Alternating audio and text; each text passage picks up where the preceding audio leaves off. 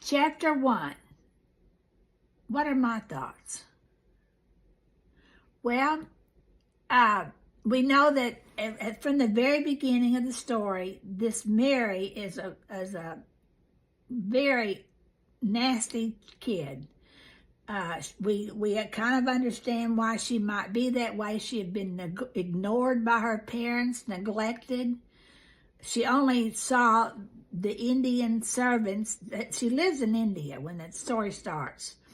And she only saw the Indian servants, and they were afraid to reprimand Mary in any way or to do anything to upset Mary, because the mother didn't want to hear Mary cry. She didn't, not that she cared, I guess, but she just didn't want to be bothered.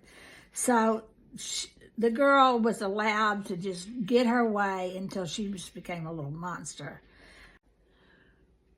When Mary wakes up one morning, she becomes aware that things aren't right. For one thing, the ayah didn't come to her the way she always did early in the morning. A strange servant came in, and Mary threw a fit. Why? Where is my ayah? I want my ayah. She cannot come. So Mary throws a tantrum, and then she notices her mother talking to a young soldier, and it becomes apparent that something terrible is going on in the house. And so we come to realize that it's a fatal disease, cholera. Now, only in books could Mary have survived that, because she's the only one in the household who survived it, and everybody else dies. Everybody. And so she goes to sleep, and I think that sleep is Frances Hodgson Burnett mentions sleep 2 or 3 times in this chapter, and she also mentions it in the next chapter. Sleep is a way that we avoid things. Sleep is also closing your eyes and willfully not comprehending what's going on.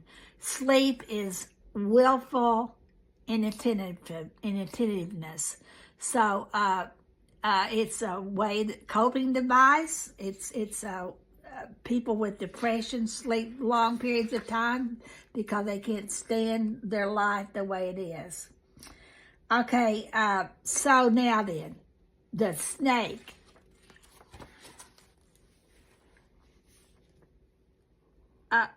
I'm intrigued by the Burnett's usage of the snake here. Mary's not afraid of him, so it's not saying that the snake is the bearer of total evil, but I do believe that the snake is signifying something. I think it's signifying or foreshadowing the Garden of Eden, where Mary would go. I love this bedspread. Can you see that?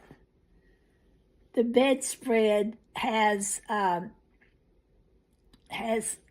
Indian figures woven into the subtle images of India woven into the little Afghan or throw on her bed.